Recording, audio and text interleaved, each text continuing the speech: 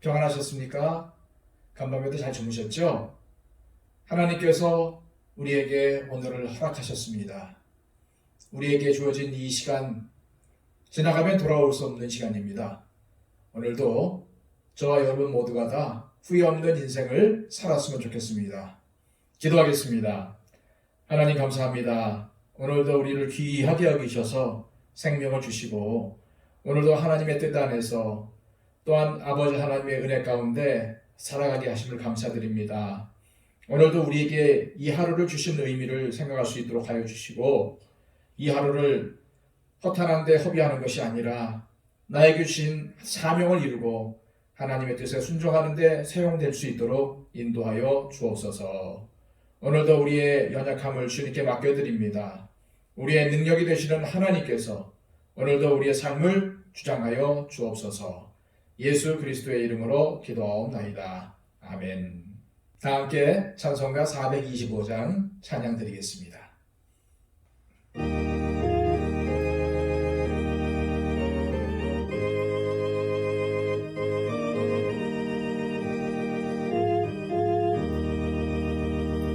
주님의 뜻을 이루소서. 고요한 중에 기다리니 진흙과 같은 날 빚으사 주님의 형상 만드소서. 주님의 뜻을 이루소서. 주님 발 앞에 엎드리니 나의 맘속을 살피시사 눈보다 희게 하옵소서. 주님의 뜻을 이루소서. 병들어 몸이 피곤할 때 권능의 손을 내게 펴사 강건케 하여 주옵소서. 주님의 뜻을 이루소서. 온전히 나를 주장하사 주님과 함께 동행함을 만민이 알게 하옵소서.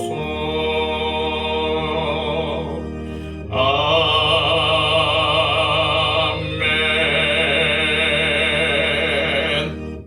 이 시간 우리에게 주시는 하나님의 말씀은 구약성경 시편 92편의 말씀입니다.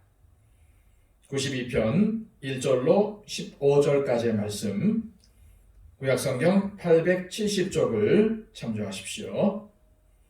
기존자여 시편금과 비파와 수금으로 여호와께 감사하며 주의 이름을 찬양하고 아침마다 주의 인자하심을 알리며 밤마다 주의 성실하심을 베풀음이 좋으니이다.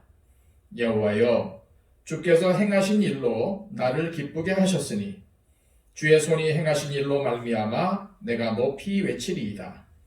여호와여 주께서 행하신 일이 어찌 그리 크신지요. 주의 생각이 매우 깊으시니이다. 어리석은 자도 알지 못하며 무지한 자도 이를 깨닫지 못하나이다. 악인들은 풀같이 자라고 악을 행하는 자들은 다 흥왕할지라도 영원히 멸망하리이다. 여호와여 주는 영원토록 지존하시니이다. 여호와여 주의 원수들은 패망하리이다. 정녕 주의 원수들은 패망하리니 죄악을 행하는 자들은 다 흩어지리이다. 그러나 주께서 내 뿔을 들소의 뿔같이 높이셨으며 내게 신선한 기름을 부으셨나이다. 내 원수들이 보응받는 것을 내 눈으로 보며 일어나 나를 치는 행악자들이 보응받는 것을 내 귀로 들었도다. 의인은 종려나무같이 번성하며 레바논의 백향목같이 성장하리로다. 이는 여호와의 집에 심겼으며 우리 하나님의 뜰 안에서 번성하리로다. 그는 늙어도 여전히 결실하며 진액이 풍족하고 빛이 청청하니 여호와의 정직하심과 나의 바위 되심과 그에게는 뿌리가 없음이 선포되리로다. 아멘. 오늘 우리가 읽은 이 시편 92편에는 안식일의 찬송시라는 표제가 붙어 있습니다. 이것은 오늘 이 시편이 안식일 예배 때에 기쁨과 감사를 나타내기 위해서 불렀던 찬송시임을 알게 해주죠. 자, 1절부터 3절까지의 말씀입니다. 지존자여, 시편금과 비파와 수금으로 여호와께 감사하며 주의 이름을 찬양하고 아침마다 주의 인자하심을 알리며 밤마다 주의 성실하심을 베풀미 좋으니이다. 아멘. 이 말씀을 이해하기 위해서는 제일 마지막에 나오는 좋으니이다 라는 말을 들여다보아야 합니다. 그리고 원어 성경에는 우리말 좋으니이다 라고 번역된 토부라는 말이 제일 먼저 나와요. 이 토부라는 말은 하나님께서 세상을 창조하신 후에 보시기 좋았다 라고 할 때에 이 좋았다 라는 단어와 같은 말이고 즐겁다, 올바르다 라는 뜻도 가지고 있습니다.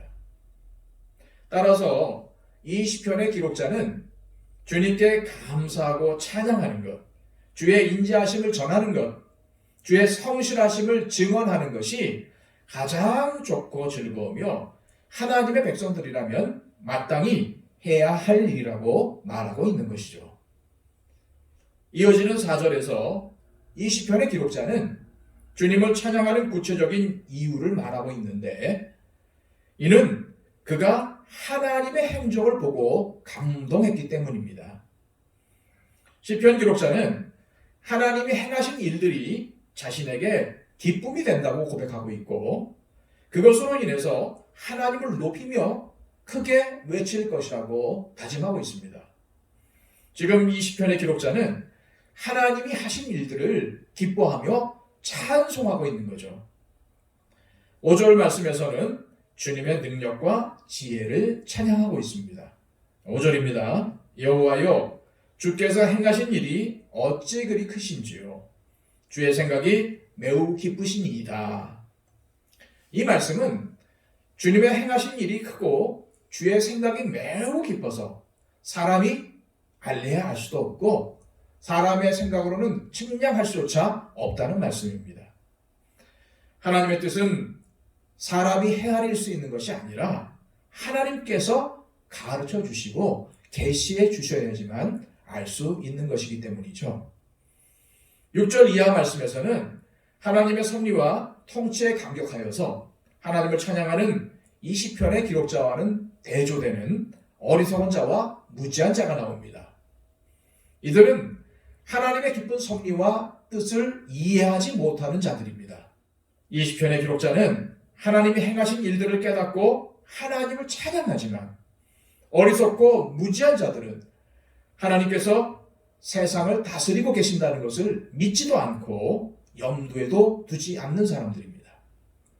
이렇게 하나님을 두려워하지 않는 자들은 반드시 그 삶 속에서 악을 행하며 살게 되죠. 7절 말씀입니다. 악인들은 풀같이 자라고 악을 행하는 자들은 흥황할지라도 영원히 멸망하리이다. 지금 이 시편의 기록자는 세상에서 득세하고 있는 악인들을 쉽게 빨리 자라지만 금방 말라버리고 시들어버리는 풀에 비유하고 있죠.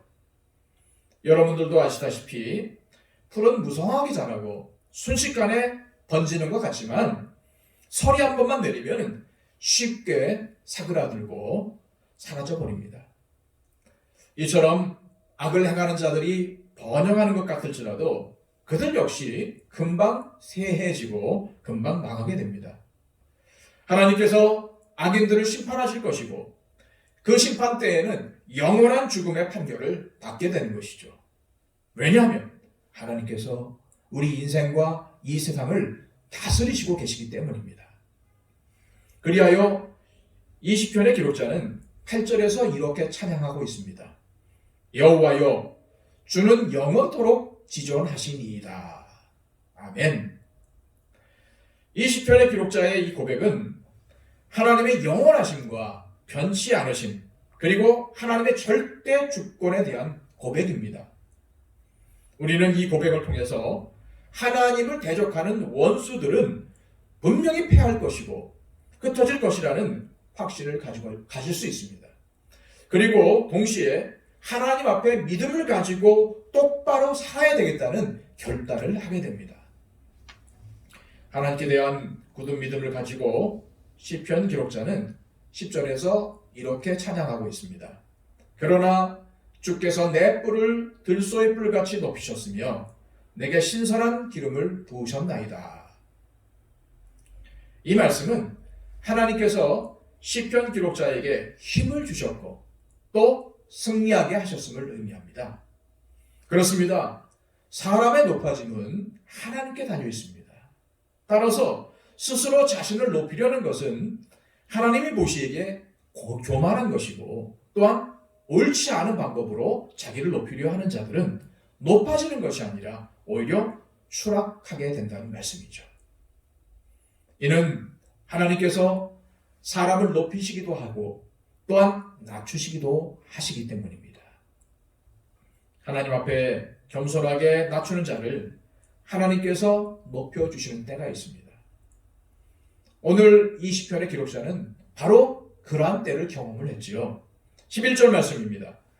내 원수들이 보응받는 것을 내 눈으로 보며 일어나 나를 치는 행악자들이 보응받는 것을 내 귀로 들었도다. 아멘.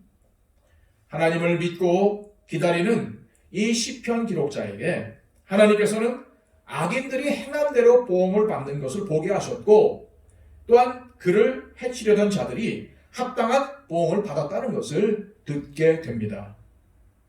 이는 무엇을 의미합니까? 이 시편의 기록자는 악인들과 원수들로 인해서 고난 가운데 있었지만 그의 삶이 고난으로 끝난 것이 아니라 때가 되었을 때 하나님께서 그에게 승리를 주셨고 그의 원수들이 행한 대로 하나님께서 갚아주셨다는 말씀이죠. 사랑하는 여러분, 이처럼 하나님께서 우리로 승리하게 하시며 악한 원수들이 심판받는 것을 보게 하실 것입니다. 왜냐하면 하나님께서 이 세상을 통치하고 계시며 반드시 하나님을 믿는 자를 높이고 악한 자들을 심판하실 때가 분명히 올 것이기 때문이죠. 믿으시기 바랍니다. 악인들이 그들이 저지른 악행으로 인해서 하나님의 심판을 받아 멸망당할 것을 확신한 시편의 기록자는 12절 이하에서 하나님을 의지하는 의인들이 확실하게 번영할 것임을 노래하고 있습니다. 자, 악인들이 무성하게 자라다가 쉽게 시들고 마는 풀이라고 한다면 의인들은 하나님의 집에 심겨서 높이 자라고 결실하는 종려나무와 레바논의 백향목 같은 아름다운 나무에 비유되고 있습니다.